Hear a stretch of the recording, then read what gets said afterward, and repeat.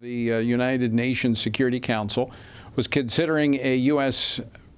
drafted resolution on Gaza. It just passed. 13 of the 15 members voted in favor, with Russia and China abstaining.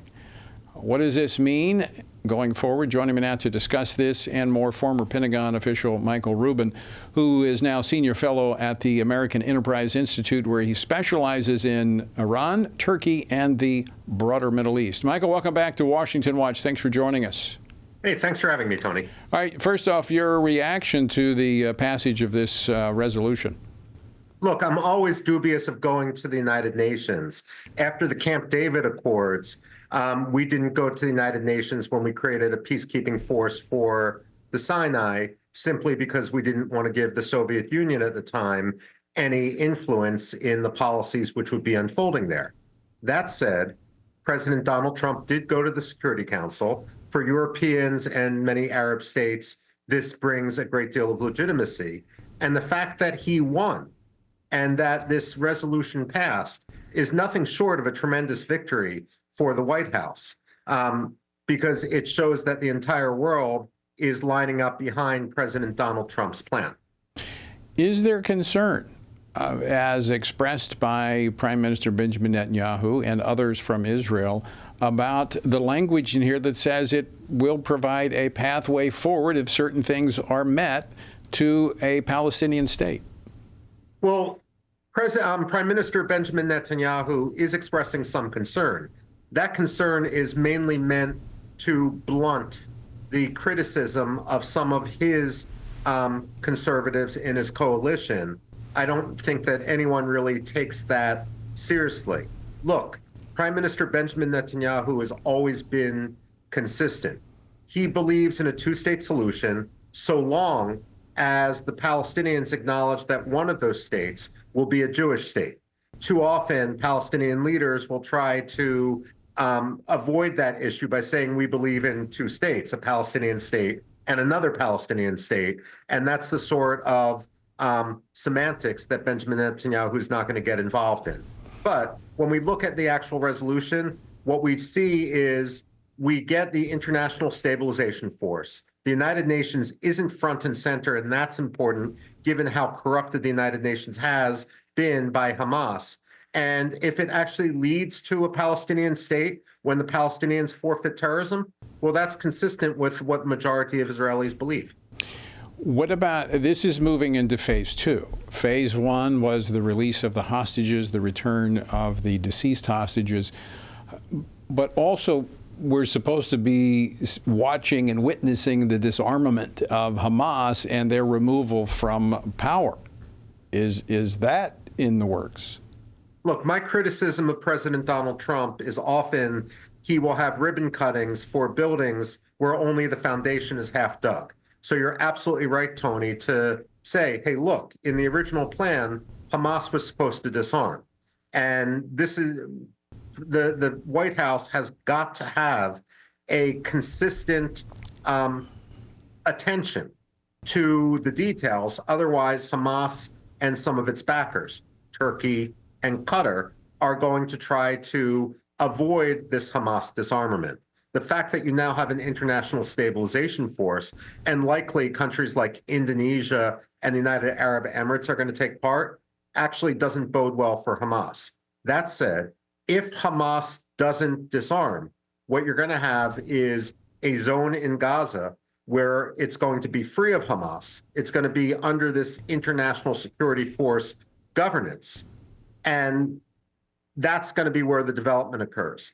And those areas that Hamas controls, they're going to basically wallow in their own misery without the international aid, which Hamas wants hijacked. Well, will they make sure, will the plan make sure that the civilians in those areas can get out of the repressive thumb of Hamas and go into these areas that are being rebuilt?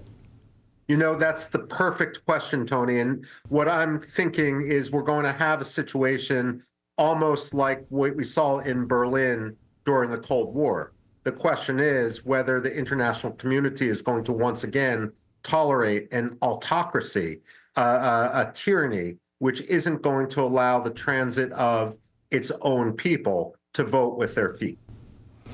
You mentioned Turkey, because they're part of this mix. I mean, really, we've got the whole Arab community, Islamic community. There's been a lot of concern expressed by Israeli leadership about the engagement of Turkey and having any Turkish troops on the ground in Gaza. I think the Israelis are absolutely right to be concerned about this. Frankly, I think the United States should be much more concerned about this too. Turkey today is as dangerous ideologically as the Islamic Republic of Iran is. The difference between the two is which sect they tend to prefer. The Iranians, the Shia, Turkey, the Muslim Brotherhood, the Sunni. But their end goal remains the same. This isn't the Turkey we grew up with. You know, one statistic that always comes to mind when I think about Turkey comes from Turkey's own interior ministry. And that is, since Recep Tayyip Erdogan came to power, the president of Turkey, the murder rate of women inside Turkey has increased 1,400%. That's because of the sense of impunity that so many of these religious conservatives have when it comes to honor crime and so forth. We need to recognize that what motivates Turkey isn't an alliance. It's not wanting to make the world a better place. What they are is a country within NATO, which now supports a vision of Hamas light.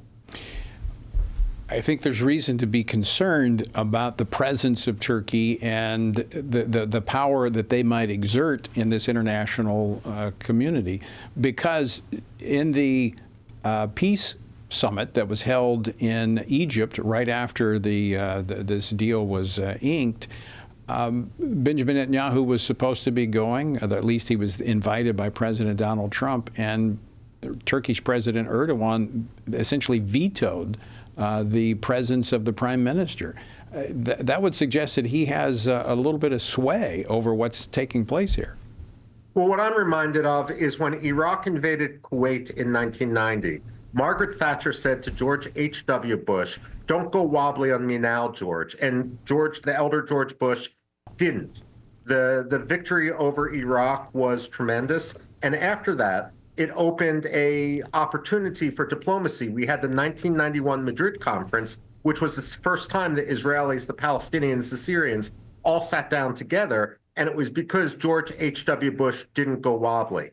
I really wish that this White House would have had a firmer spine and actually told Recep Tayyip Erdogan, you interfere with this, you face sanctions, because what we missed was the opportunity to have a Madrid 1991 sort of conference where after a great diplomatic shock, a military shock, you actually have an opportunity for peace. And unfortunately, Recep Tayyip Erdogan showed his true face to make sure that didn't happen.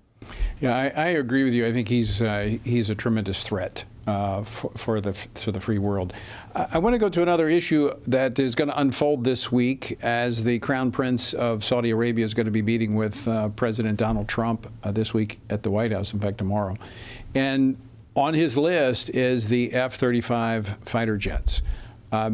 Israel has been the one country that has had those, giving them air superiority. Are you concerned about how this military equipment transaction might take place?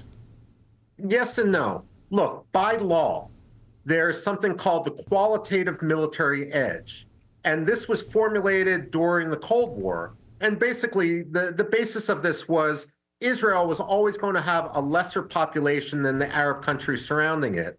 So since they wouldn't have as many troops, they wouldn't have as many tanks, they wouldn't have as many guns, they would have the higher technology, the higher quality ones, and we'd make sure that we wouldn't sell the top shelf equipment to states which might go to war with Israel.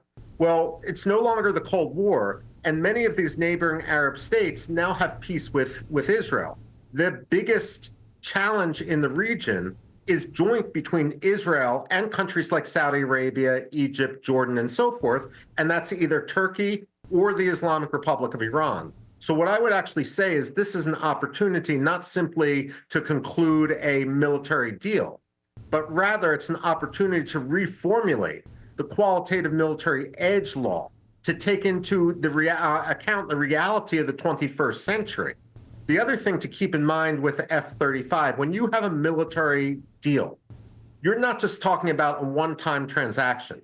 you're actually signing a 30-year, 40-year relationship because you have all the training, you have all the maintenance, and so forth. And so if President Donald Trump can tie Saudi Arabia firmly to the United States, to me, that's a very positive outcome.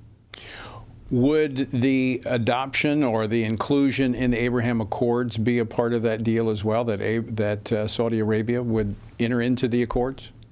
You know, I think that's what the Israelis want and the Israelis are pushing for. But as they often say, Tony, all politics are local. One of the reasons why Saudi Arabia has been reticent to join the Abraham Accords right now has nothing to do with Bibi Netanyahu, nothing to do with Israel, nothing to do with the Palestinians. Mohammed bin Salman, who's the crown prince, we always talk about the crown prince. Where's the king? The fact of the matter is King Salman, his father, has advanced dementia. And the crown prince is scared to death of taking any decision when he himself is not king, and someone could, in theory, get to his senile father and have him thrown out of the crown prince position in favor of someone else. That's why you see such caution coming from Saudi Arabia today. Michael, we just have a couple of minutes left, and I want to kind of step back, 30,000-foot view. A lot has happened in the Middle East in the last 2 years, since October the 7th. I mean, the whole landscape in the Middle East has changed. What are the pieces settling, or is this still, wet cement? I mean, are we going to be able to shape it, or is it taking place already? Okay, it's wet cement that's about to be hit by a tsunami and an earthquake. The reason is, in the United States, we tend to calibrate our policy to the here and now, but the national security legacy of every presidency is defined by the crisis no one saw coming during the campaign. Here's what we need to keep in mind. The Palestinian Authority chairman, Mahmoud Abbas, is 89 years old. He's in the 20th year of his 4-year presidential term. He's a chain smoker, and he hasn't appointed a successor. Likewise, the supreme leader of Iran, Ali Khamenei, is 86 years old. He's partially paralyzed. He has had cancer. He's going to not live that long. So we're going to have a crisis of succession throughout the region. How would this be different if the Islamic Republic of Iran implodes into a civil war? What happens if we have something similar, a civil war inside the Palestinian territories? This is what I think we need to be worried about moving forward. Very interesting. A lot to pray about. Michael, always great to see you. Thanks so much for taking time to share your insights with us. Thanks for having me, Tony.